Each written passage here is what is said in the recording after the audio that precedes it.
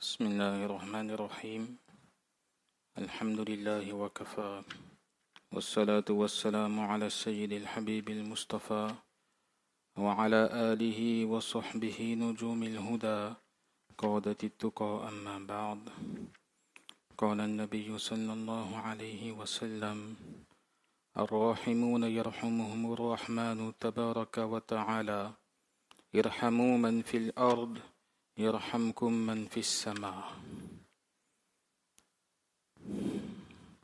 Chers frères, louange Allah Rabbul Izza, Jalla Shanu Rabbul Alamin, qui nous a donné l'opportunité de nous réunir en ce jour, afin, en ce jour et en ce mois béni, dans le sens où il a accueilli la venue de notre bien-aimé Habib Muhammadur Rasulullah sallallahu alayhi wa sallam, et également dans le sens où il a accueilli le départ de notre bien-aimé Habib Muhammadur Rasulullah sallallahu alayhi wa sallam de cette terre, de ce dunya, de ce monde éphémère et qui n'est autre que le mois de Rabi'ul Awwal. Le hadith que je vous ai cité en préambule rapporté par Abdullah ibn Amr ibn al-As radiyallahu ta'ala anhuma est connu sous le nom du hadith de Al-Musalsal bil-Awwaliyya. Al-Musalsal bil-Awwaliyya, ce sont certains hadiths qui nous sont parvenus et dont la mise en pratique est toujours de mise au jour jusqu'à nos jours entre les professeurs et leurs élèves. Ce sont ce hadith entre autres, Al-Musalsal, celui qui nous est parvenu avec une chaîne de continuité jusqu'à nous, Bil-Awwaliyya, c'est-à-dire c'est le premier hadith qu'un élève entendra de la bouche de son cheikh, de son professeur de hadith, avant qu'il lui enseigne un kitab, un livre de hadith. Et cela a toujours été ainsi, ça remonte ainsi jusqu'à Huzur Aqdas sallallahu alayhi wa sallam. Si j'ai cité ce hadith en préambule, c'est parce que ce hadith parle d'une qualité, d'une sifat, qui nous fait cruellement défaut à moi-même en premier aujourd'hui. Et ce hadith nous rappelle, est une piqûre de rappel pour nous tous sur notre façon de nous comporter. Ce hadith parle du sifatur rahma, c'est-à-dire de la qualité de faire preuve de miséricorde et de compassion envers autrui. Et cela dans tous les niveaux. Cette sifat, cette qualité de compassion, de miséricorde, elle se trouve déjà chez notre Seigneur Allah Rabbul Izzati wal Jalal. Ar-Rahimun yarhamuhumur Rahmanu tabaraka wa ta'ala. Le très miséricordieux Allah Ta'ala, on sait. On lit tous les jours Ar-Rahman, Ar-Rahim, Maliki Yawmiddin, Suratul Fatiha. Le très miséricordieux, le tout miséricordieux, celui qui fait preuve de miséricorde absolue, Allah subhanahu wa ta'ala. Allah subhanahu wa ta'ala, sa miséricorde, Ibn al-Qayyim rahmatullahi alayhi nous dit que sa miséricorde envers les serviteurs se manifeste par al-ihsan, que avec la bienveillance, al-joud, la générosité, qu'Allah subhanahu wa ta'ala il fait preuve de miséricorde pour ses serviteurs, à travers sa bienveillance, tous les ni'mas, tous les bienfaits dont il nous comble, et également à travers le fait qu'il est généreux envers nous. Comment il est généreux envers nous? Notre subsistance, Allah subhanahu wa ta'ala nous la donne. Nous avons de quoi boire, de quoi manger. Notre santé, alhamdulillah. Comment nous sommes valides? Nous généralement, nous ne sommes pas dans un état qui nécessite ici de grands traitements. Nous avons notre vieillissement naturel pour la plupart du temps avec quelques anomalies, quelques incidents qui se produisent dans notre vie. Mais Allah subhanahu wa ta'ala fait preuve de générosité envers nous. Et le prophète d'Allah sallallahu alayhi wa sallam de ce hadith, il dit Ar-Rahimun, ceux qui font preuve de miséricorde, de compassion les uns envers les autres, Yarhamuhumur Rahman. Celui, le très miséricordieux, fera preuve de compassion et de miséricorde envers eux. Irhamu man fil ard. Faites preuve de compassion et de miséricorde envers ceux qui sont sur terre. Yarhamkum man fis sama. Ceux qui sont dans les cieux feront preuve de miséricorde envers vous, c'est-à-dire les malaïkas, les anges, les ahlus sama, ceux qui habitent dans le ciel, c'est-à-dire les anges également, feront preuve de miséricorde envers vous, feront preuve de compassion envers vous. C'est cette compassion que l'on retrouve chez les Sahaba radiyallahu anhum, comme le décrit le Coran. Muhammadur Rasulullah walladhina ma'ahu ashidda'u 'ala al-kuffar ruhama'u baynahum. Que ceux qui ont cru en Muhammad sallallahu alayhi wa sallam font preuve de compassion les uns envers les autres. Cette compassion, c'est cette qualité que nous retrouvons chez notre bien-aimé Habib Muhammadur Rasulullah sallallahu alayhi wa sallam. Que une fois dans un hadith, il est mentionné dans Bukhari, dans de mémoire, et qu'un bédouin vient voir le prophète d'Allah sallallahu alayhi wa sallam. Et là, il lui dit, oh Muhammad, charge, il s'adresse à lui de façon très familière, voire impolie, en lui disant, oh Muhammad, charge mes chamelles de graines. Et il lui tire sur son vêtement. Il tire sur le vêtement du prophète d'Allah sallallahu alayhi wa sallam tellement fort que cela lui laisse des marques. Le prophète d'Allah sallallahu alayhi wa sallam lui dit que... Alors qu'est-ce qu'il lui a dit? Il lui a dit, charge mes chamelles de graines parce que tu ne donnes pas de l'argent que tu as là, cet argent de zakat ou de sadaqa, ce n'est pas l'argent de ton père ça. C'est une insulte qui est formulée à propos vis-à-vis de Rasulullah sallallahu alayhi wa sallam dans un langage très grossier. Si ça avait été nous, à la place du prophète d'Allah sallallahu alayhi wa sallam, comment nous aurions réagi? C'est lui qui a l'argent, le prophète d'Allah sallallahu alayhi wa sallam, qui a les graines, qui a l'argent, qui est le prophète d'Allah, qui a le pouvoir. Qu'est-ce que le prophète sallallahu alayhi wa sallam lui a répondu? Que mais je ne chargerai pas tes chamelles de graines tant que tu ne répareras pas le préjudice que tu m'as causé, à savoir le fait que tu as râlé sur mon vêtement et que tu as laissé des traces sur mon corps.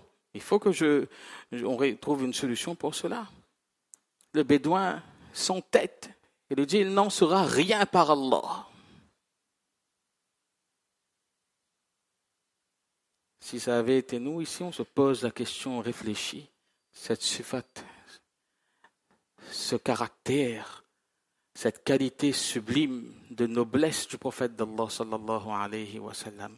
Le prophète d'Allah sallallahu alayhi wa sallam a ordonné aux Sahaba, en souriant, qu'on charge les chamelles de cette personne de graines. En souriant en plus. Ça, c'est ar-Rahma. Ça, c'est la compassion. La compassion de Rasulullah sallallahu alayhi wa sallam pour sa ummah. C'est ce qui le faisait pleurer. C'est ce qui le faisait pleurer. Les muhaddissines écrivent qu'il y a plusieurs types de pleurs. Les pleurs mensongers, on peut pleurer de joie, on peut pleurer de douleur, on peut pleurer pour X raisons. Mais parmi les pleurs qui ont été énoncés, le pleur de Muhammadur Rasulullah sallallahu alayhi wa sallam, c'était des pleurs de compassion pour sa ummah. Et dans les hadiths, on retrouve en règle générale les 3 cas de figure dans lesquels Rasulullah sallallahu alayhi wa sallam a pleuré. Il a pleuré, subhanallah, quand il voyait ici, il lisait à la lecture du Coran, lorsque les sifat d'Allah subhanahu wa ta'ala, les sifatul jalal, les sifatul jalaliya étaient mentionnés dans le Coran, c'est-à-dire que lorsque la description d'Allah subhanahu, des qualités d'Allah subhanahu wa ta'ala, de ses sifat, de ses caractères de magnificence, de force, étaient mentionnés. Ce sont des ayats qui sont lourds à porter. Rasulullah sallallahu alayhi wa sallam, il pleurait. Mais il pleurait également par compassion pour les morts. Il pleurait également par compassion pour sa communauté. Qu'est-ce qui va addevenir de ma ummah? Aujourd'hui, est-ce que nous, au point que, avant de parler de nous-mêmes, de faire notre introspection, est-ce que aujourd'hui, quand on voit ici Rasulullah sallallahu alayhi wa sallam vient dans les hadiths, qu'une nuit entière, le prophète d'Allah sallallahu alayhi wa sallam est resté dans la prière en ne répétant qu'un seul verset. In tu'adhibhum fa innahum ibaduk wa in taghfir lahum fa innaka antal azizul hakim. Que Allah, si tu fais preuve, mais bien que ce verset ait été révélé à propos de Isa alayhi salatu wassalam et de ses apôtres et de ses fidèles, mais Rasulullah sallallahu alayhi wa sallam, selon un commentaire ici, il s'approprie ce verset, le sens de ce verset dans lequel Allah Rabbul Izzati wal Jalal nous dit, enfin, Isa alayhi salatu wa sallam, s'adressant à Allah subhanahu wa ta'ala, lui dit, in tu'adhibhum, que si tu décides, si tu châties, tu les punis, ces gens qui auront fait preuve de mécréance envers toi. فَإِنَّهُمْ عِبَادُكَ, ce ne sont que tes serviteurs. C'est-à-dire que tu ne fais pas de zulm là, tu n'es pas en train de commettre un abus, tu n'es pas en train d'abuser de ton pouvoir, parce que nous sommes tous les serviteurs d'Allah subhanahu wa ta'ala, ses créatures, et le Créateur, il agit comme bon lui semble envers ses créatures. Sifatul Jalal, la magnificence d'Allah, Sifatul Adl, la qualité ici, la description de l'équité, la justice. Par contre, qu'est-ce qui vient contrebalancer juste derrière? Cependant, si tu les pardonnes, tu es certes le puissant et le sage. Sifatul Jamal. Jamal, il y a Jalal d'un côté, Jamal de l'autre côté. Jalal, la magnificence, la puissance. Jamal, la douceur et la beauté. Le Maghfirah, Sifatul Maghfirah, le pardon d'Allah subhanahu wa ta'ala. Et ça fait pleurer Rasulullah sallallahu alayhi wa sallam toute la nuit dans sa salat de tahajjud. Il la passe ainsi en pensant aux Ahlul Kaba'ir, aux gens qui auront commis des grands péchés parmi sa ummah, parmi sa communauté. Aujourd'hui, si on arrive à s'approprier ne serait-ce qu'un iota, un atome de cette qualité de Rasulullah sallallahu alayhi wa sallam dans notre cœur, alors on réfléchira à 2 fois dans notre façon de communiquer, de s'exprimer avec autrui. Comment je traite mon employé, comment je traite mon frère musulman, comment je traite mon coreligionnaire, qu'est-ce que je ne dis pas? Je serai amené à contrôler mes propos. Attention à ce que je dis. Ne pas blesser le cœur des autres. Ne pas faire toujours preuve de compassion, de douceur, quand bien même j'aurai raison et que je serai sur le haqq, que je serai sur le droit chemin. Parce qu'il y a une façon de s'exprimer. Et aujourd'hui, cette façon de s'exprimer, elle fait défaut à bon nombre d'entre nous, moi-même en premier. C'est quelque chose c'est une sifat ici, qu'on doit s'approprier et que Rasulullah, que nous avons le meilleur des exemples devant nous en la personne du prophète d'Allah sallallahu alayhi wa sallam. Lorsque le prophète d'Allah sallallahu alayhi wa sallam ne cherchait jamais à se venger. Ça aussi, les règlements de compte aujourd'hui, subhanallah, quand on voit comment on se comporte, un tel m'a causé du tort, je vais me venger, etc.